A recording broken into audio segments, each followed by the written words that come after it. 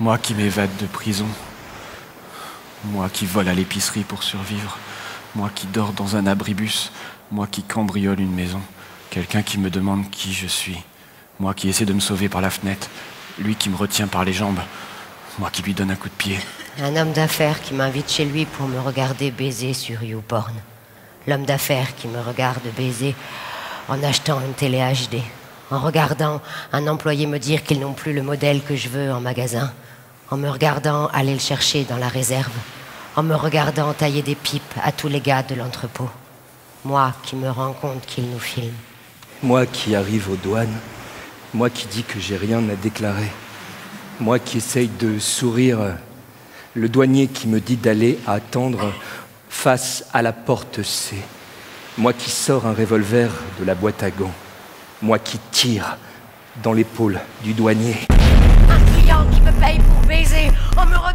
Bien, on va s'arrêter là, comme ça je pense que vous avez assez d'images pour peut-être suivre ce que je vais essayer de dire de cette création d'Antoine Lemaire à partir de ce texte de Nous voir nous de Guillaume Corbeil.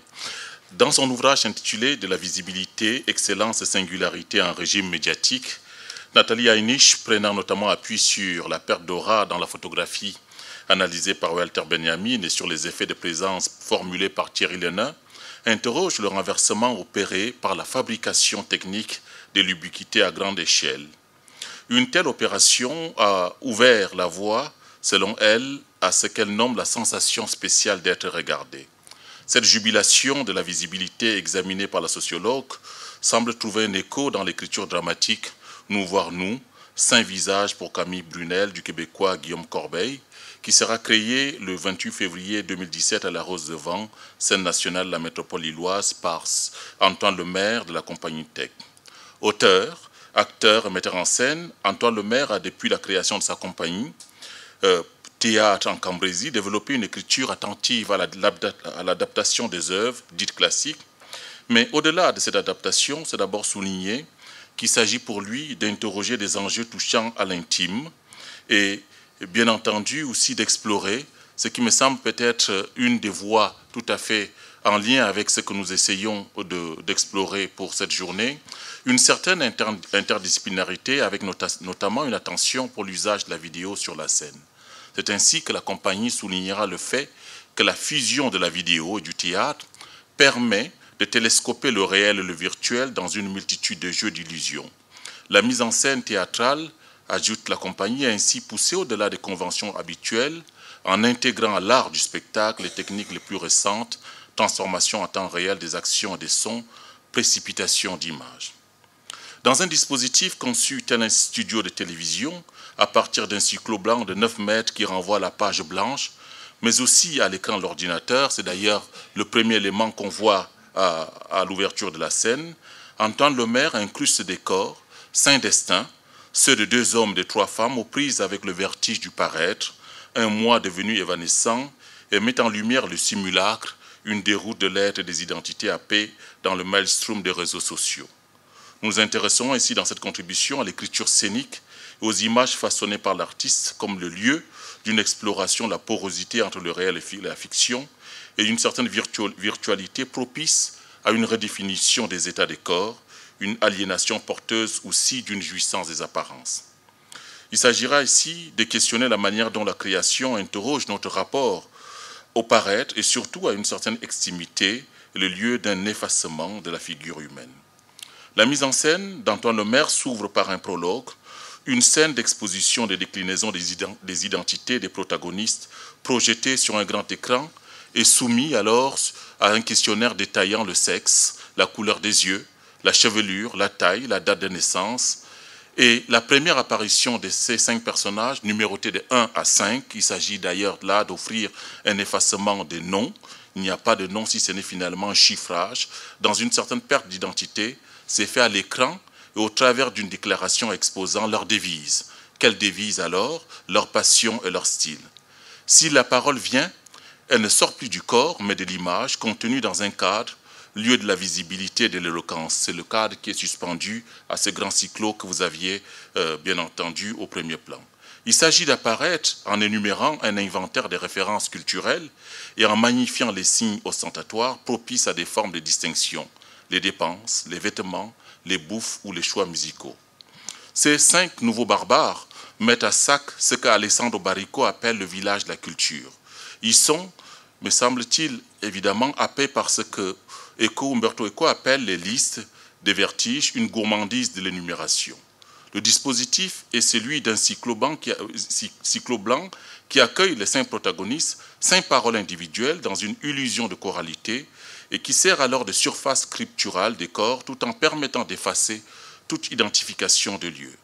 Une telle neutralité accentue la présence des acteurs, magnifie aussi leur gaucherie, leur état d'être, un jeu, J-E, trouble reposant sur une adresse constante au public et une distance avec toute incarnation.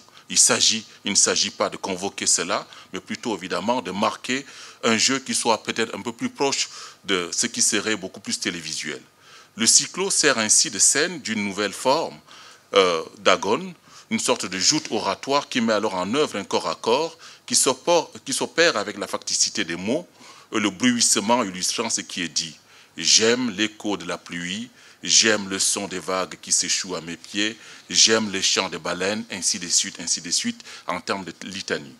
Le choix du cyclo permet d'esquisser des séances de pause photographiques en dressant des corps face donc à l'objectif et aux spectateurs regardeurs appelés à scruter une série de chronophotographies et le flot de phrases et donc de ces phrases qui sont marquées d'abord par l'idée j'aime, je like, ainsi de suite.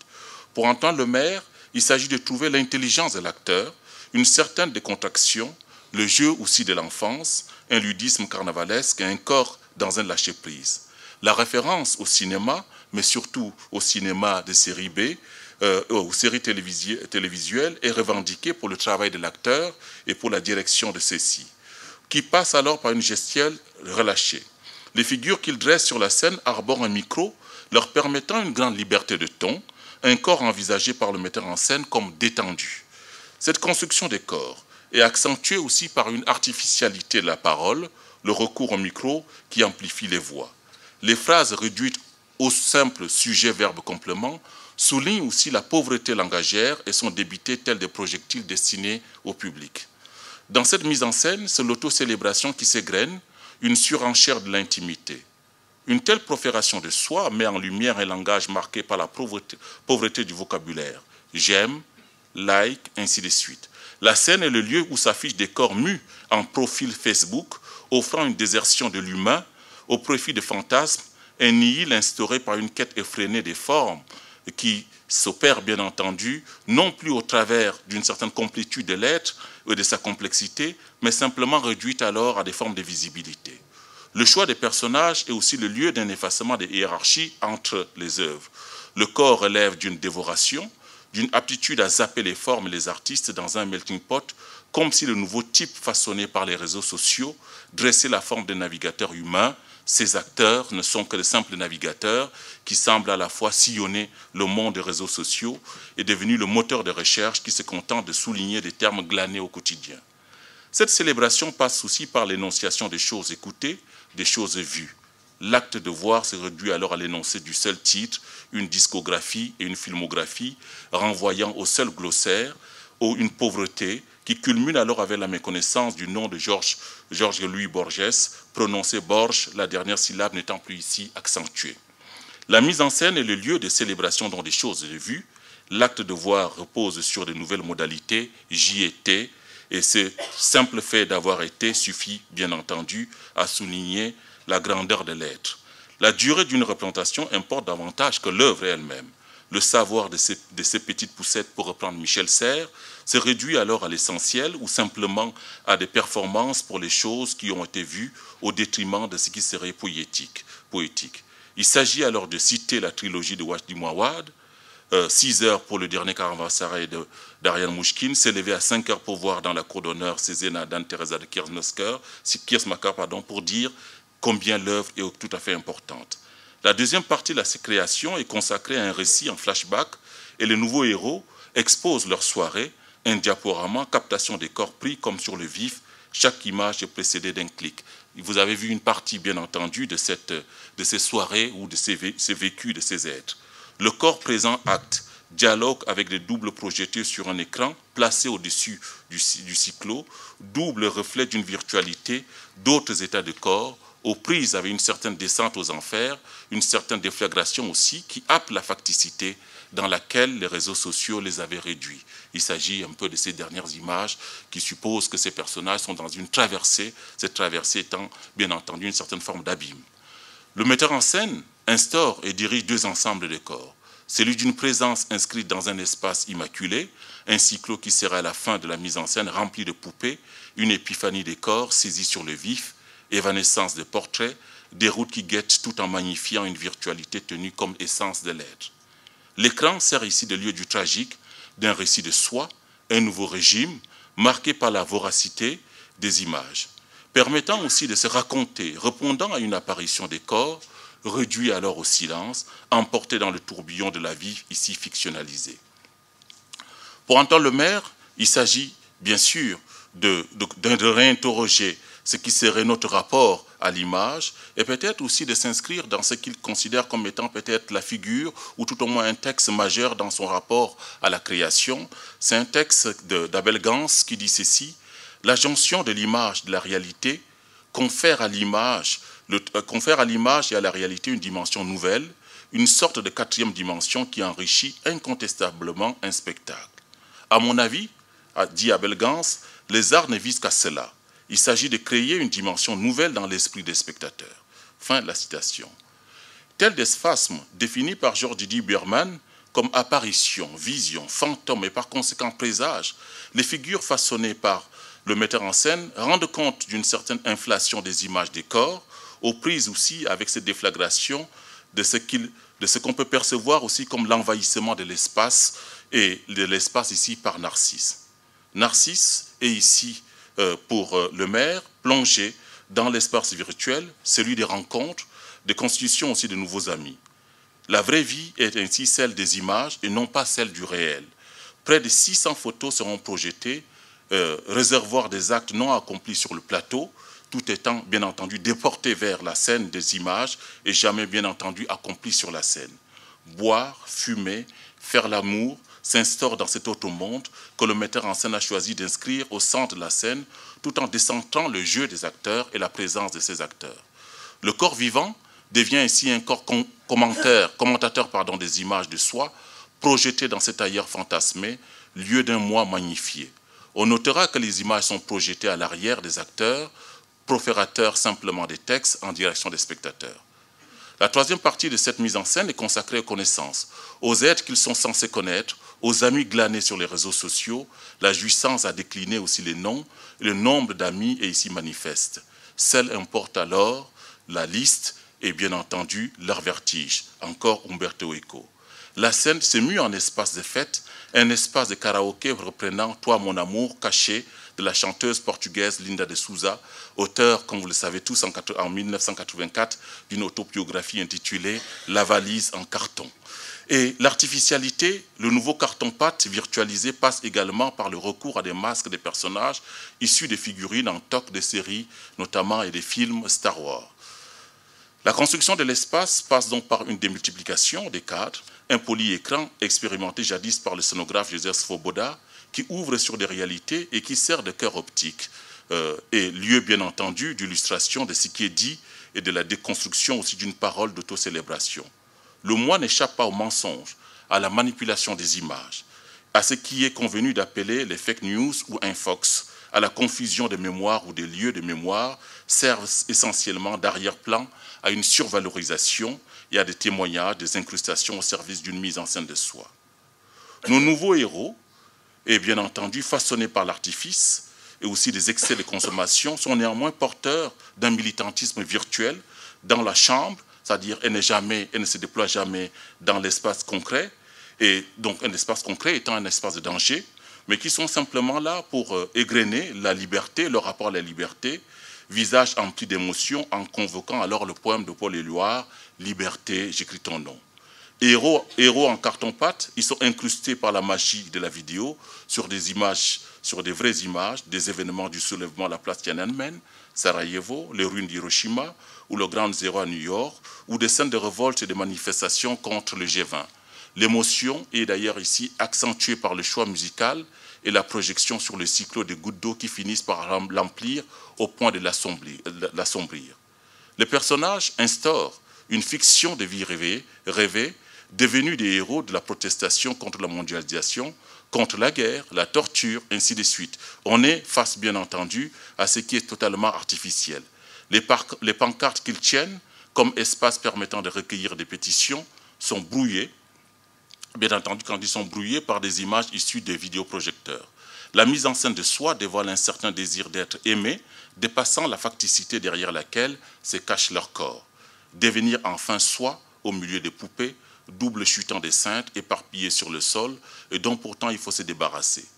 Penser le corps avec PA, penser le corps virtuel, le sublimer, impose donc de recourir à l'effigie, ce double corps sans affect qui surpasse celui à l'écran et auquel peut se mêler l'acteur vivant comme pour s'en imprégner. Nous voir nous révèle enfin une certaine exacerbation de l'intimité. Chaussettes, petites culottes, poubelles, des rognures d'ongles, des crottes, de la corne derrière le talon, se moucher, enlever et remettre un tampon, évocation du sang dans la diarrhée, des images souvent honteuses exhibées pour signifier l'être et donner au corps de nouveaux signes de son dévoilement. Chaque acte énoncé et illustré, mis en image. L'acteur est celui qui parle, mais surtout celui qui exhibe son intimité, une forme d'abjection suscitant aussi une appréhension pour le spectateur ou chez le spectateur qui ne peut détourner les yeux en raison de la jouissance, de la fascination oculaire pour ce que Mulier Gagnebin et Julien Migny avaient rassemblé sous les titres d'images honteuses. Ce qui happe le regard, c'est précisément le corps virtualisé qui met en branle d'autres modalités de la pensée du corps et qui impose de dépasser le tourbillon de la facticité dont l'image est parfois porteuse. Cette déroute des corps, prise au piège des réseaux sociaux, est par ailleurs accentuée par la solitude des individus qui se voient se disloquer et bouleverser des liens ainsi établis. J'aime être seul. Ce qui se joue, c'est une exacerbation de la solitude, horizon d'une vie rêvée dans le monde virtuel, un second life, la vraie vie dont l'issue est néanmoins la mort. Dans ce nouveau monde, même la mort née de l'étouffement dans un sac plastique, une poubelle donc, et simulacre trafiqué. L'image du mort est ainsi à la une du journal Libération avec pour titre XY Génération suicidée, et pendant qu'au sol apparaissent alors des contours de 5 corps dessinés par la police. La mort est livrée dans une théâtralisation des corps, une certaine épiphanie du simulacre de ceux-ci.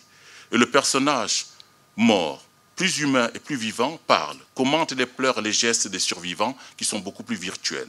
Le virtuel retrouve ainsi le sens étymologique de toute puissance sur le réel. Le visage du mort est plus rayonnant que celui des survivants, filmé en très gros plan, yeux larmoyants, comme si l'être mort accédait enfin à une vie moins abstraite.